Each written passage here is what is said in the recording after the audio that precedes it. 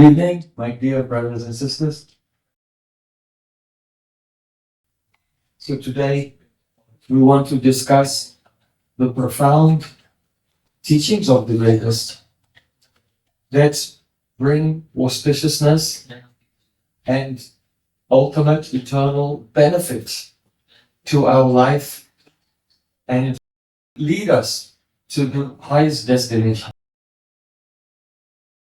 So before we begin the discussion of the subject of Yantra, Mantra and Tantra, we want to invoke auspiciousness and infuse the entire atmosphere with the spiritual vibration by singing the ancient mantras. So invite everyone just to park your body here, park your mind, your ego, everything, leave it behind. And just the essence of your soul, offer yourself into the spiritual vibration of the holy names.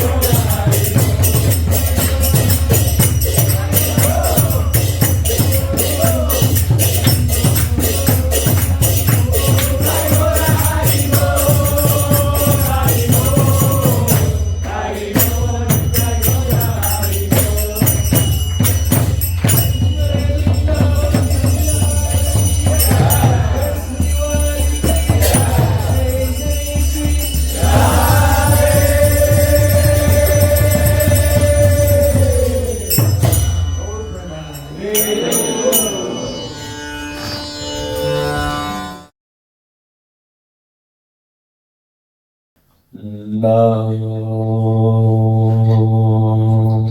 Shristam Manamapi Pishuchipurtam Atra Surupam Rupam Tasakacha Muripurim Machurim Pushvatim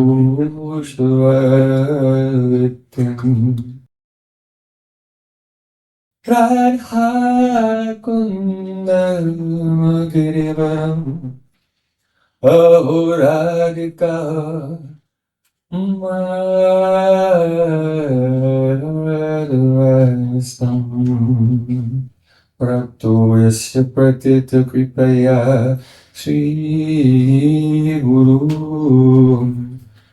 Tammanatosam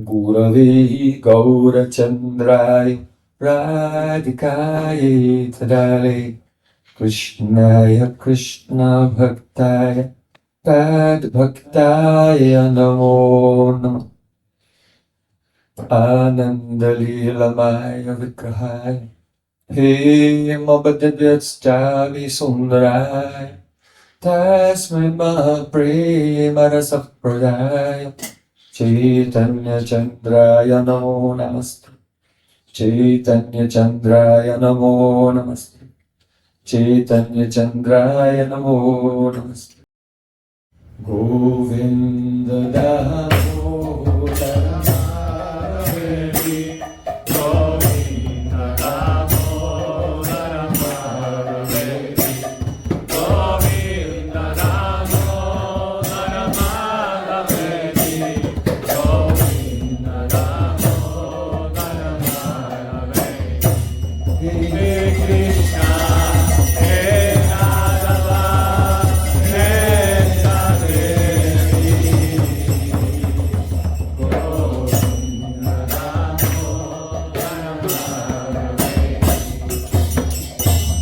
Sundar Shikanda Shikar Smarha Smurali Managa Radhikar Sakamama Kripanete Supriya Charana King Karim Kuru Tavaivasmi Najivami Tayavana Iti Vikayo Devi Tam Namam Janantikam. First of all, I offer my Sastang Dandavat Puspanjali. My heart like flowers thousands and thousands of times at the lotus feet of my holy master, my supremely worshipable spiritual guru. Asmadya Parmaradatam Guru Pada Padma. Nitilila Pravisht Om Vishnupada Ashtol Tarastasri Rupanugacharya Varya. Srila Bhaktivedanta Narayan Goswami. Secondly, I offer my pranam thousands of times at the feet of my Guru's Guru and his Guru and his Guru, going back in the spiritual hierarchy of masters thousands and thousands of years to Sri Krishna himself.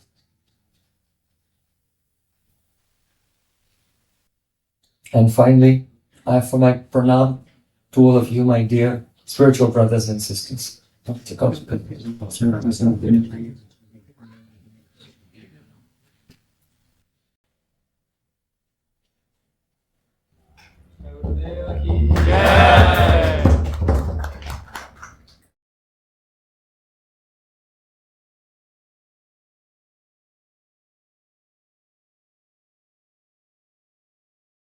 So, I was invited to speak here on the subject of Yantra, Tantra and Mantra. It's a very profound subject. In Bhagavad Gita, there, Sri Krishna has said, Ya Nisha Sarvabhutanam Tasyam Jagarti Samyami. What is night time for all the people in general? That is daytime for the person who has controlled his mind and senses. And what is the daytime for the common people? That is like a nighttime for the self-realized person. What does it mean? The way that we are conditioned to see the world and interpret the world. This is like a darkness, complete darkness to an enlightened person.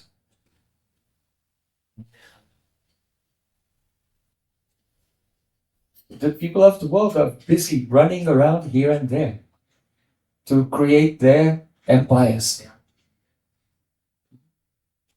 But what is the result of all this work?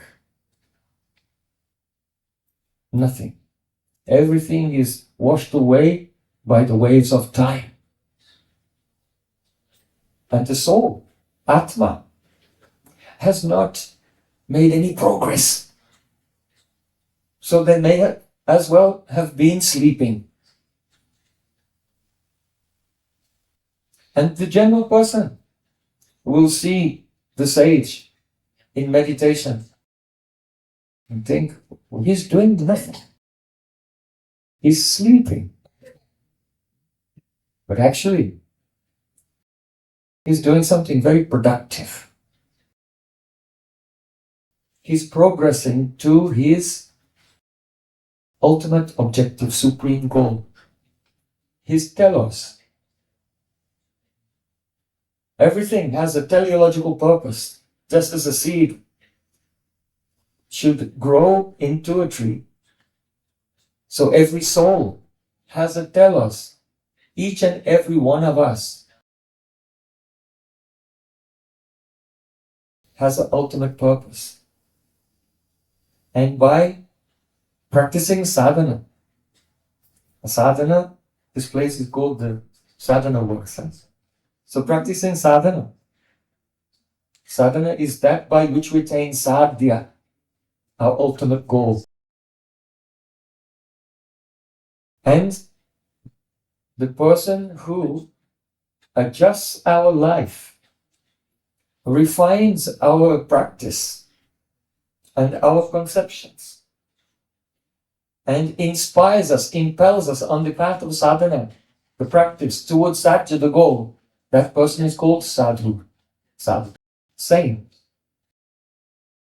Sadhnoti sadhanati ti sadhu, who is himself doing sadhana and who is inspiring others, refining them, adjusting them, that they also are one-pointed and giving all their energy to the attainment of the ultimate purpose of their soul.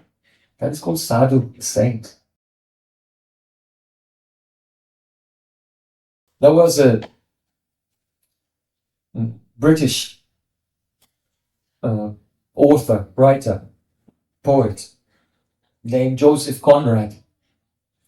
So Joseph Conrad, he said that we owe much to the fruitful meditation of the sages, but a sane philosophy of life is generally elaborated in the kitchen.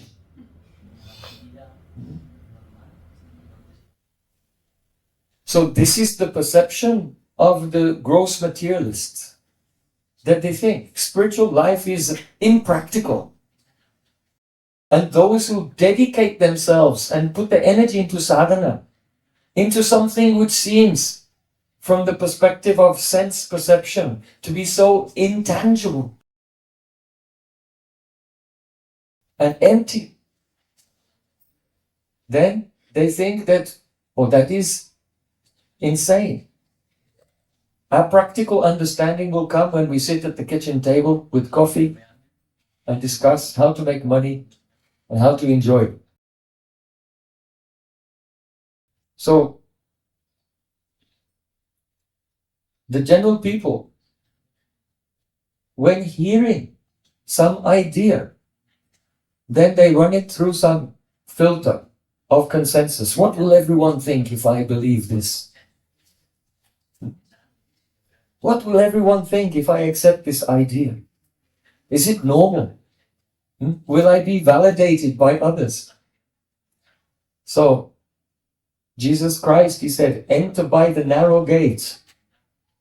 Because the gate which is going to hell is very broad and there are thousands of people walking on that path. So one has to be very serious in the search for the ultimate truth, for the supreme reality. I want to speak first about Yantra. What does Yantra mean? In Sanskrit, Yantra has many meanings. It means an instrument. It means a device, a machine. Or it can mean some diagram which is used in some spiritual sadhanas, in ritual. So first we'll look at the concept of the machine. In Bhagavad Gita, Sri Krishna describes Ishvara sarvabhutanam hridayadeshe arjuna tishtati brahmayan sarvabhutani yantrarudani mayaya. Yantrarudani mayaya. The meaning is that this body that we have is like a machine. And riding on the machine, the chariot of this body, is Atma, the self, the soul. Hrideshe Arjuna Tishtati. Where? Hrideshe. In the heart chakra, Anahata chakra. The Atma is present. You don't have a soul. You have a body. You don't have a soul. You are the soul. But we have a body. So Hridesha Arjuna is the Atma is situated in the heart chakra. And another wonderful point here. Ishvara Sarvabhutanam. Next to Atma, there is Ishvara, the Paramatma, the Supreme Soul. Brahman means it is that Paramatma who is giving energy to the body to move in accordance with the desire of Atma, the soul. So this is very important point to understand. At any time, you can be in an accident, you can become sick, you can become paralyzed, and you cannot lift a finger. So we are not Ishwar. We are not the controllers. We are not the beings who are impelling the motion even of our own body. We are the passenger sitting in the heart chakra. And the Paramatma, the Supreme conscious being, is empowering the body to move in accordance with our desire. So, Yantra means machine. And Yantri, machine or instrument. And Yantri means the one who is operating the machine. So, in this way, we are not Yantri. We have that feeling. Even if a person thinks, oh, I am not the body, I am the soul. But they think I am Yantri. I am controlling this machine. And this is Ahankar, the ego. Ahankar, false ego. Prakritaye kriyamanani gune karmani sarvasaha ahankara vimudatma kartaham iti mandyate. Vimudatma, the Atma is vimudda, completely bewildered. Vimugda. Like an animal with no sense. Completely in illusion. Vimudatma. Kartaham. Thinking, I am doing the activities of this body. When the sattva, rajas and tamas, three gunas which are present in the body, which are inspired by the Paramatma. They are moving and doing everything. So ahankar, in Sanskrit, the word ego, is not just the sense of I, but ahamkara. Aham in Sanskrit means I. Kara means doer. I am doing everything.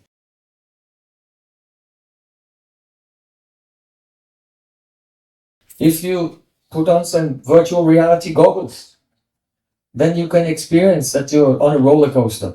Going up. You hold on to your chair just in case you fall out. But actually you're just sitting in a chair, nothing's happening. But because we identify with our vision, with sense perception, by misidentifying with sense perception, in the Yoga Sutras of Patanjali, that is called asmita, confusing the power of the senses with the conscious self. So because we identify with our sense activities, we have the impression that I am doing, I am acting. But actually, naiva kinchit karomi ti. See, Krishna in Gita says that the enlightened person, whether he's standing, sitting, walking, talking, eating, opening or closing his eyes, knows that only the senses of the yantra, the body, are interacting with the sense objects. But I, the self, I'm doing nothing.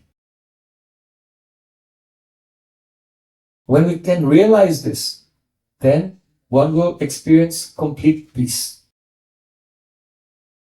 Complete peace. When this ahankar, ego, is there, it has different aspects. And as long as we remain attached to these aspects, then we cannot get the benefit of mantra. Mantra. Everyone is aware of mantra. Mananatrayate yasmat tasyan mantra prakirtita. The definition of mantra means that by which we become delivered from the machinations, the imaginations, the illusions of the mind is called mantra. Man is mind, and tra means to deliver, to the cognate in English, transport, to transport us out of the illusions of the mind. That is called, what affects that is called mantra. But we have to be ready to surrender to the mantra and give up our previous conceptions.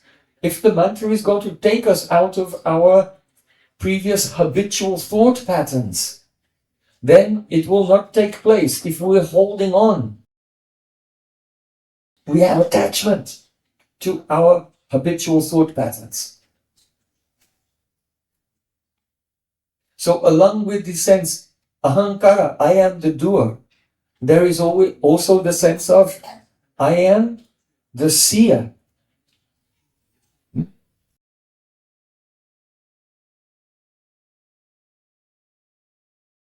In Yoga Sutras, Patanjali says, Ishtadeva samprayoga, that by repeating mantra, you have a samprayoga, you have a meeting with your Ishtadev.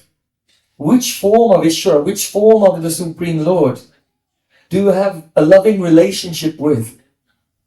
You can see that transcendental form of God.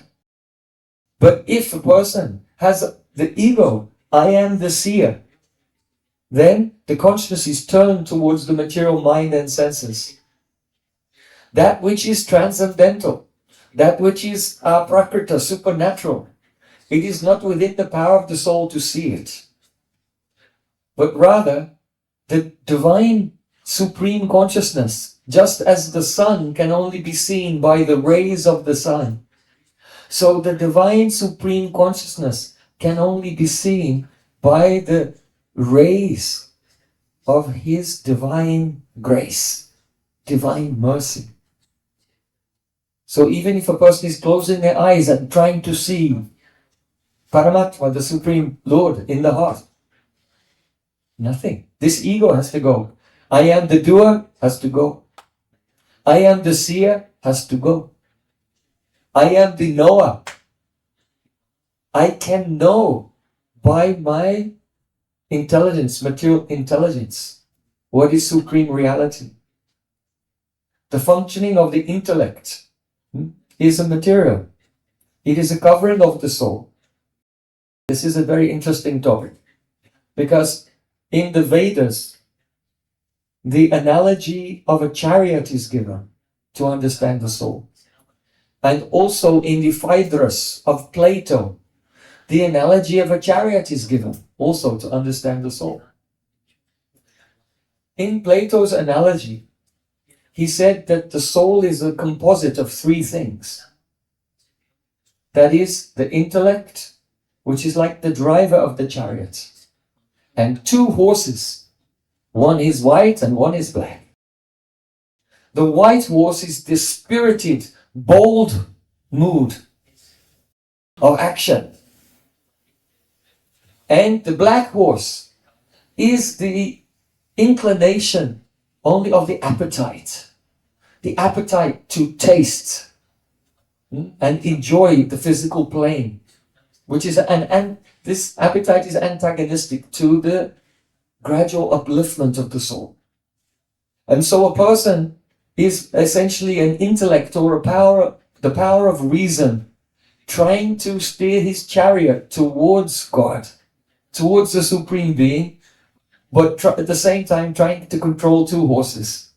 One of them has energy and he's fairly well behaved, but needs direction of the intellect, the industriousness, action, passion.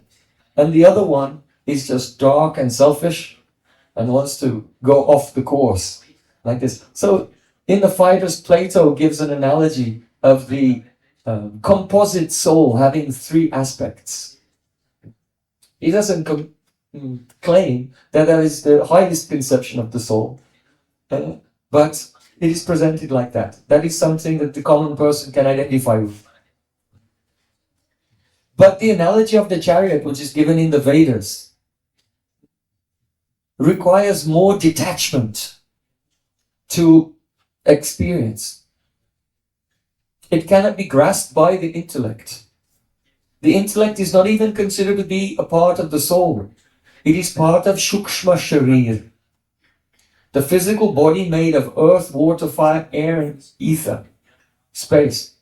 It is called the Sthul Sharir, the gross body. And the psychological body within that, composed of mind, intelligence, ego, and the subconscious mind, chitta. These four. This is also a subtle material energy which is covering atom. So in the Upanishads, the body is like a chariot.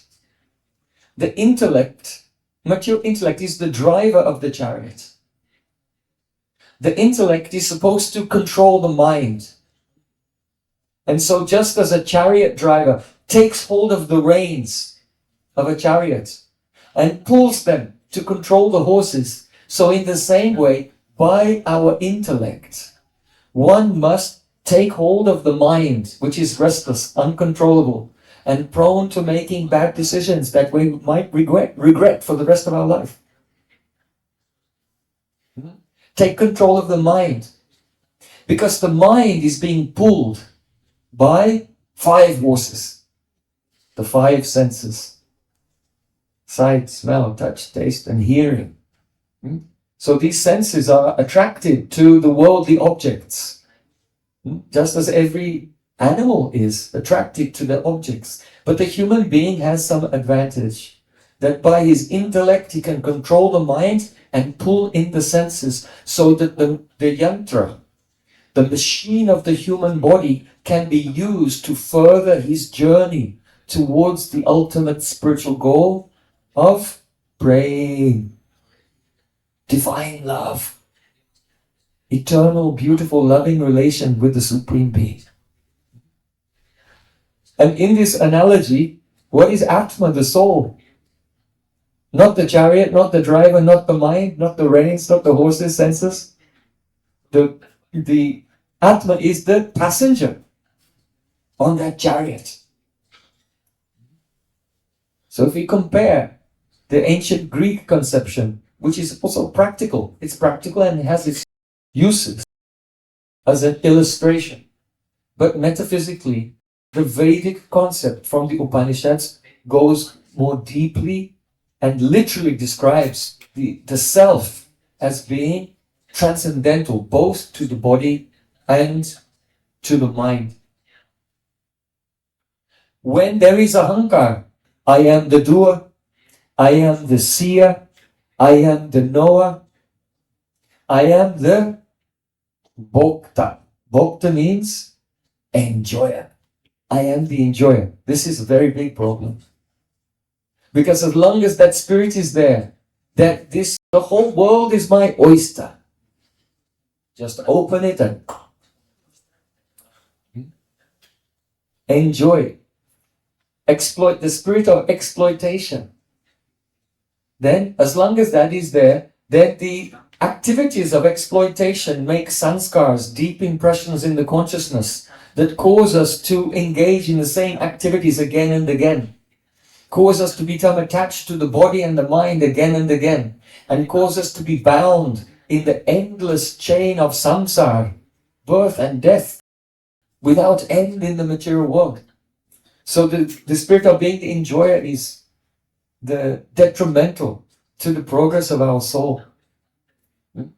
So if I'm not the enjoyer, then what am I? The sufferer? So this self is transcendental to both material happiness and distress. But as long as one has the spirit, I am the enjoyer, then along with that, the reactions of karma will cause one to be subjected to the experience of distress. And so the mind is always swinging. Mood swings. Mood swings. I am happy and I'm also happy. And I'm angry and now I calm down. Like this. These mood swings. One has to overcome them. In Gita, Sri Krishna said, Samatvam yoga uchate. Yoga means equilibrium. To become completely free from the psychological turbulence.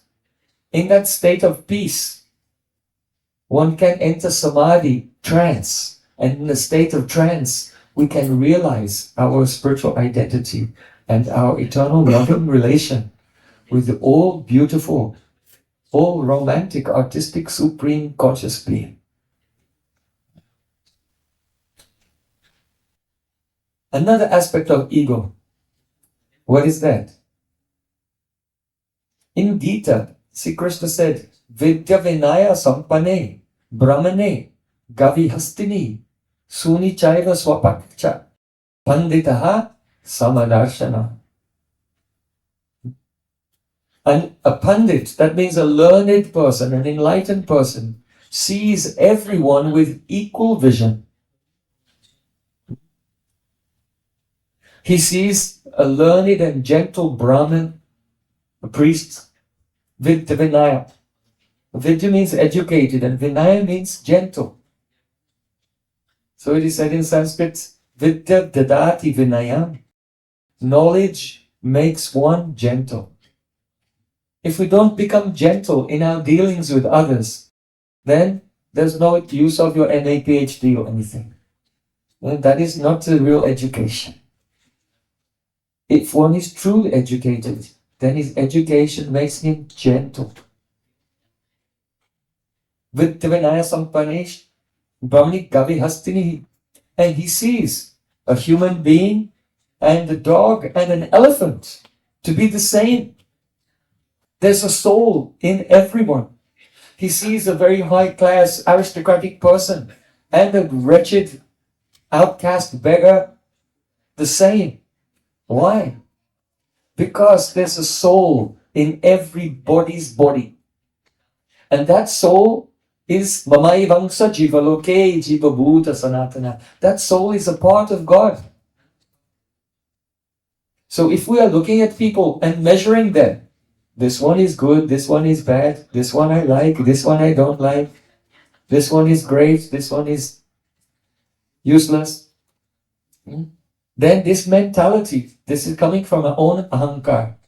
Because by identifying with our body, then we're thinking that another person is his body. But I am soul and he is soul and she is a soul. All are souls. But due to identifying with our own body, we also project that identification onto others and think that this person is important, this person is not important. What about Paramatma, the Supreme Lord who lives in the heart of everyone? What does he think? Is anyone unimportant? Every single person exists manifested by the Supreme Lord with a glorious prospect. It doesn't matter how wretched anyone is. It doesn't matter how wretched we may think we are also. But every single soul exists with a glorious, glorious spiritual prospect as their telos, ultimate goal. And so, one who wants to become free from the covering of the material mind should not surrender to the habitual thought pattern of measuring others in material terms. In Gita, Sri Krishna said, Atmopanyena savatra samyam pasyati yorjuna sukam vayadiva dhukam sa yogi paramam mata. That person who, by comparison with himself, sees everyone equally in their happiness and in their distress. That person who never thinks, I am special. That person who never thinks, I am the best. But who thinks, I am just a soul and everyone is just like me. A person who has such a vision and who feels the pain of others to be his own and the success of others to be his own. Sa yogi paramam mata. See, Krishna, he is the highest yogi. In Gita, it does not say the highest yogi is the person who can put both feet behind his head. No. Sa yogi paramam mata. He is the highest yogi who sees every other soul. Oh, this person is just like me. His pain is my pain. His success is my success. That is the highest yogi. Very beautiful.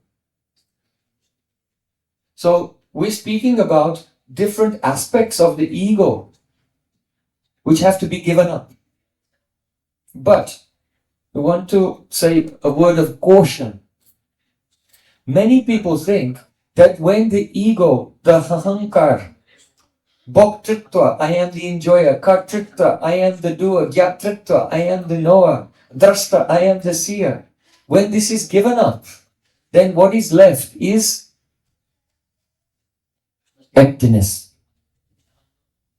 Many people think like this. This is a big obstacle also in spiritual life. So be very careful for this. In the Upanishads, it is said, Sukamaham aswapsam na kinchid avedisham. This mantra of the Upanishads says, I slept very happily. I did not know anything. Sukamaham aswapsam. I slept happily. Na kinchid avedisham. I did not know anything. What does that mean? All the Vedic mantras are meant to be learned from a guru. If we try to understand by our material intelligence, we'll not understand. That's why Upanishad. Upa means nearby. Upa. And Nishad means sit down. Sit down nearby your guru and listen. And then the meaning of Upanishad will become clear. So Sukamahama asopsam na kinchit avedisham. I slept very happily, I don't remember anything. Means that when we are awake, our physical body and senses and mind, they're all active. But then when we fall asleep, the body, we leave it behind. It's not active. But the mind is still active. And we experience as if we're walking and going here and there in the mind on the basis of past experience. Purva sanskar. But when we go into deep sleep, the state of shushupti, from jagara, wakefulness, we go to swapnas, dreaming. And then from dreaming, we go to the shushupti, deep sleep. At that time, the connection with the body is dissolved, the senses are dissolved, the mind and ego also become dissolved. And so we don't experience anything in deep sleep. But it is not that we are unconscious. We're just not conscious of anything. Right? When you're in deep sleep, you're not unconscious. The soul is always conscious, always awake, but not conscious of anything in deep sleep. And yet, when we come out of deep sleep, we have a memory. Oh, I slept very happily. If you don't go into deep sleep, someone will wake you up when you're just dreaming and you don't go into deep sleep, and they keep doing that, it's a type of torture. You become completely insane. We only become refreshed when we go into the shushupti state, the state of deep sleep.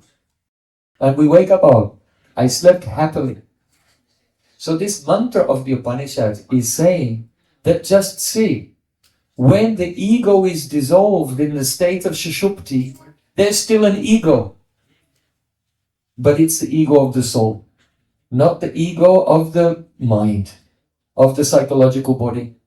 So don't think that when the ego is given up, then there's no sense of I. There is a sense of I, but it is not the illusory sense of I.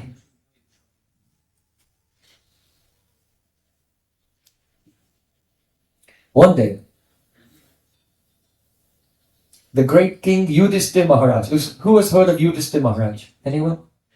Do we have any fans of the Mahabharata here this evening? Mahabharata?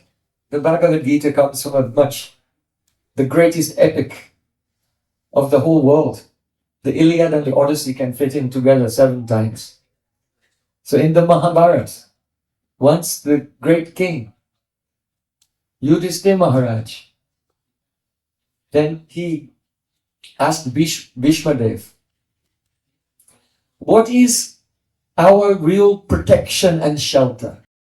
Can we have shelter and protection and security in our life from money, from wealth, from power, from family members, or from wisdom? Bhishma Dev said, from wisdom. Wisdom is the best of all.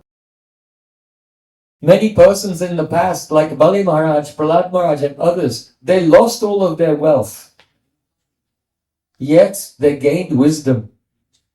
And they ultimately became perfect in their spiritual life.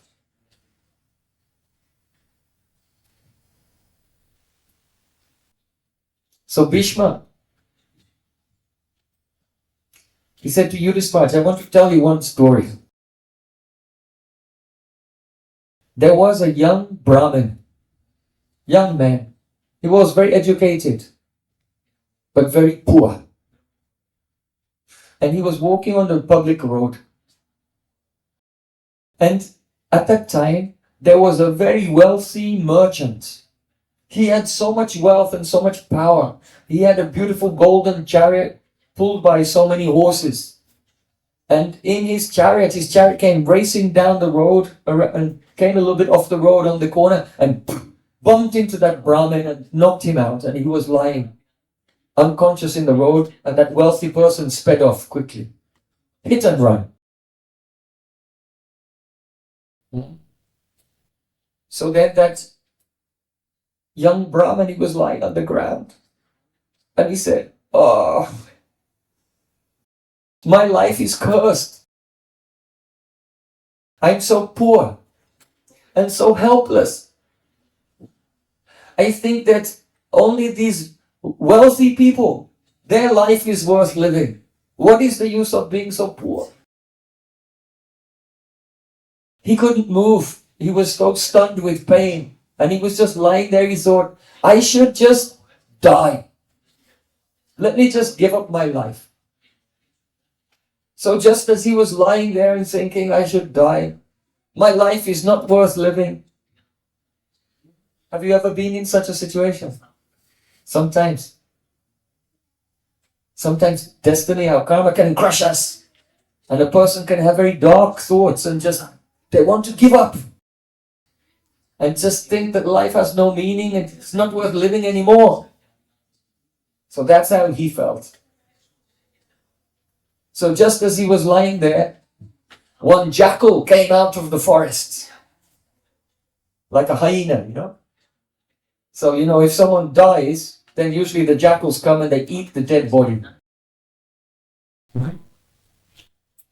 So he was lying there as if dead. And the jackal came and was sniffing him. He said, okay, this is the end. So then, the jackal began to speak to him. That was surprising.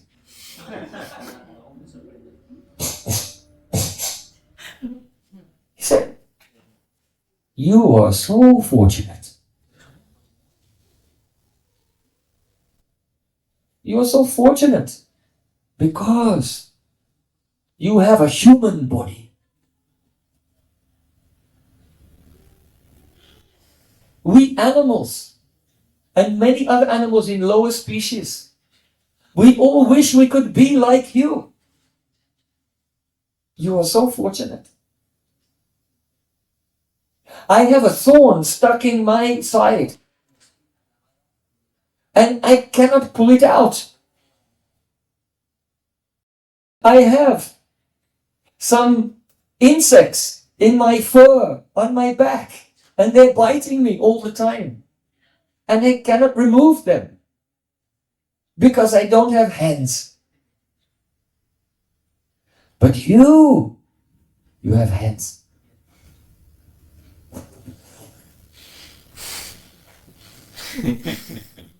You have 10 fingers. If you have a thorn, you can pull it out. If some worm is biting you, you can remove him. But look at me. I have to tolerate the hot weather and the cold weather. But you have hands. You can build yourself a very nice house.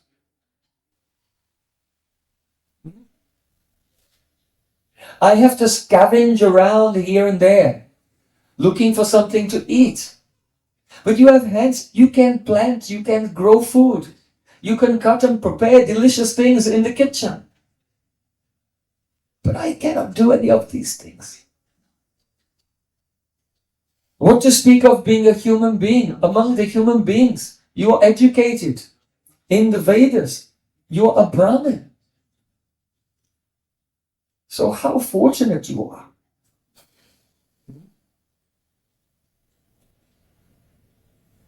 Just see the state of this world. Even persons who are not a very high-class persons, educated persons like you, but very wild persons living in the jungle, they want to live. They don't want to die.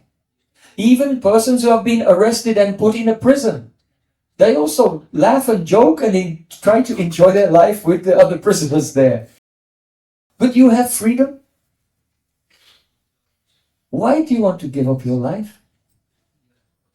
Yeah. Even I'm a jackal and I want to live. I know that there are many creatures who are less fortunate than me. Worms and birds and insects. And I have, relatively speaking, a better condition than them. So I feel myself fortunate. But even they want to live also. The soul travels through many species of life. And I tell you, anywhere you go, you'll not find a place where everything is perfect and there's no problem or difficulty. There's some happiness and distress in every life. Krishna said in Bhagavad Gita, Yam hi na vyatyanti te purusham purushashtava. Sama dukkha sukham dhiram somratattvaya kalpate. Happiness and distress in our life, they come like the seasons. Just as spring is followed by summer, summer is followed by autumn, autumn is followed by winter. So in the same way, some happy time comes and it's followed by a difficult time of suffering. And then after that, another happy time comes and another difficult time comes. These situations are just like the seasons. And so a person should be dhir, sober, and unaffected by the changing weather of their life. That person who is equipoised and unaffected by the slings and arrows of outrageous fortune, then sombra tattvaya kalpate, that person, he becomes eligible for amrita. He becomes eligible for immortality. That means his soul can attain not a series of temporary bodies which are prone to death, but his soul can attain an eternal spiritual body in which there is a life of pure happiness, pure enjoyment. Now you may say, I thought you said we're not the enjoyers. Yes. The soul is not swatantra bhokta. That means an independent enjoyer. When we try to enjoy independently, separately, with a dualistic vision, separate from the Supreme Conscious Being, then we become bound by karma. But when our energy is completely offered in service to the Supreme Being, then by pleasing the Supreme Being, then automatically we become overwhelmed with ecstasy. So the soul is meant to enjoy, but not independently. The soul is meant to enjoy love. And love does not take, love is only giving. So that is Bhakti Yoga. Bhakti Yoga is the yoga of devotion, whereby we learn to engage all of our senses in the loving service of the Supreme Being. There's no need to search for happiness. If one is yukta, he's engaged, his yoga means union. If one is united with the Supreme Being in devotion, then the waves of divine ecstasy flow over him without any separate endeavor. So then, that Jackal, he was saying, you should not give up your life to that Brahmin who is lying on the ground. Don't give up your life. That is quite sinful. Just understand this. You are a human being. Be satisfied by serving God with all your senses, just by this. If a person lives on the devotional path, then he can never meet with misfortune. Nahi kalyana krit kaschit tata durgatim gachati. Krishna said, one who engages in auspicious activities never meets with evil. A person who is engaged in bhakti yoga has no fear of anything, doesn't have to worry about anything. The Supreme Conscious Being will orchestrate your destiny in such a way that it will be filled with magic and wonder, and in the end, perfection. But those who want to be separate, to separate their existence from the Supreme Consciousness, then, if you are a human being, you're not satisfied. The person wants wealth. If a person has so much wealth, he's not satisfied. He wants to be the king. If a person becomes the king, he's not satisfied. He wants to be a god. If he becomes a god, he's not satisfied. He wants to be the king of the gods. Because desire is like a fire. It does not matter how much wood you put in the fire, it will not go out. The more wood you put in the fire, the more the fire increases. So the more we try to, the more we are burning with desire, when we try to enjoy, it's like putting wood or ghee on the fire, and the desires increase. And one feels more and more dissatisfied. So that Jambuka, that jackal was telling him, don't chase the worldly ambitions. It will only lead to increased desire and less satisfaction. So then that jackal told him, in my previous life, I was also a Brahmin like you. But I blew it. I was very proud. I thought, my intelligence knows best. Who can teach me anything?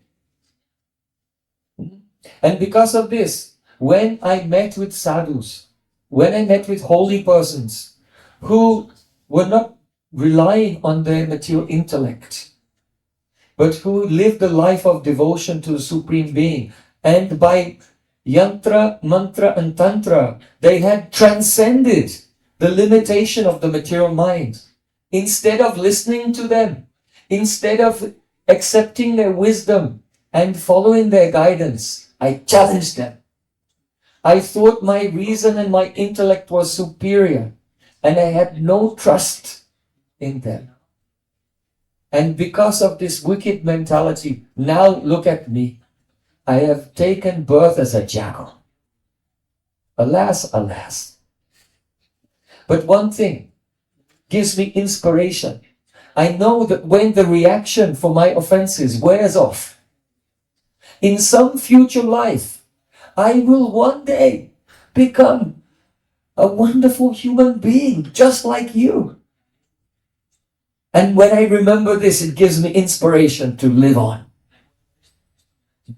I remain content, happy, knowing that one day I'll be in such a position like you. You are so fortunate. So then that Brahmin, he got up from the ground and dusted himself off. Before he was depressed, he was feeling sorry for himself. He was feeling wretched and that there's no hope and everything was terrible. And by listening to the jackal, now he was filled with optimism. Yes, now I know the goal of life and I'm in such a situation. I can attain it. Also, the glorious prospect of my soul is waiting for me. And he stood up and with folded hands he thanked the jackal. Hey Jambuka, really I think you're a wise being. I'm so grateful to you. And then that jackal with his eyes, he blessed the Brahmin. And the Brahmin saw it was not a jackal. It was an angel. In fact, it was the king of the angels, Indra. He had come from Swargalok, from Indralok, just to inspire him in his time of need. So I pray that if you are now in your life in a time of need, today you have become inspired. And if in the future you ever get into a problematic or difficult situation, you'll remember how the angel Indra came as a jackal and inspired Kasyap. His name was Kasyap, this Brahmin. And remember, you have a glorious prospect. Your body is a yantra. It is a machine. And it is meant to be used in the service of the Supreme Lord. The word Tantra means procedure. Procedure. The methodology by which we practice. So Yantra also means one type of diagram which is used. If a person is doing puja, they are worshipping a deity in a temple. If a person is worshipping Gopal, Krishna, in the temple, then before they do the worship, they'll draw the Gopal Yantra in chandan, in sandalwood paste. So this is a yantra. It means a device. And the device is meant to remind us and focus our mind. The Gopal Yantra is 2 triangles, like a Star of David, inside a square. And it indicates something most confidential. This has been explained in the Brahma Samhita. The square aspect of the yantra represents beyond this world. There is Brahman, the light. But beyond that light, there is the spiritual world, the abode of God. And there the Supreme Lord Narayan, with 4 arms, is present in his various expansions as Vasudev, Sankarshan, Pradyumna, Aniruddha. And so the square represents the divine realm where God is present in his majesty and opulence. But then within that, more interior to that, the inner aspect of the Gopal Yantra represents that realm of love of God where the love is so dense, it is so condensed that you forget that God is God. Even God forgets that God is God. The love is so powerful that all knowledge is completely submerged in that love. And there's only pure relation. Pure relation. So there's different types of Tantra Shastra scriptures which describe Tantra scriptures which describe different activities. Many Tantra Shastras are for attaining material purposes. But there are the Sattvata Tantra. The Sattvata Tantra means the Tantra which are for the attainment of transcendental eternal purpose. So the Brahma Samhita is a Vaishnav Sattvata Tantra. There it is said, Yam kama krodha sahaja pranayadi bhiti vatsalya moha guru gaura vasebhya bhava santisya tasya sadrishim tanam apu ete govindam adi purusham tamaham bhajami. If a soul in this world is meditating and repeating their mantra with a mood of a particular relationship, pranaya sahajadi bhiti vatsalya guru gaurava. Gaurava means, oh my Supreme Lord, I am your servant. Pranayadi bhiti. Pranay means not more than that. Oh, I forgot that you are the Supreme Lord. You're my friend. You're my Sakha. Just as you have a friend in this world, you feel equality with. You never think of their position, what is their job or anything. It is just friendship, pure friendship. So if a person is remembering mantra and meditating on the Supreme Lord in a bhav of friendship, then what will happen? Vatsalya. Vatsalya means in a bhav, in a mood of parental love. You see in India always, there are so many pictures of Krishna like a baby with the butter all around his face. He's eating, crawling on the ground with a laddu with sweet in his hand. So many persons, they meditate on the Supreme Being as their loving child. Yam kama krodha. Kam means the romantic love. One can remember his mantra and call out to the Supreme Being, oh, you're my lover, my sweetheart. Then what will happen? Santintya tasya sadrishim tanur apur ete.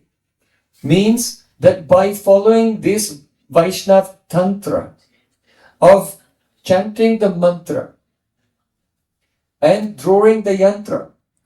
Yantra first, remember, the square is meditation beyond the light on the personal form of God as all-powerful. But then going beyond that, drowning in love and leaving behind all knowledge and enter into a loving relation as a servant, as a friend, as a parent, or as a lover. This is the significance of using the yantra to remind one how to meditate. So this is what is described in the Vaishnava Tantra. Then one will remember the mantra and call the name of the Supreme Being with a relationship. Then what will happen? Sanchintya tasya sadrisham the soul will attain a spiritual body, which exactly corresponds to the relationship they're meditating on.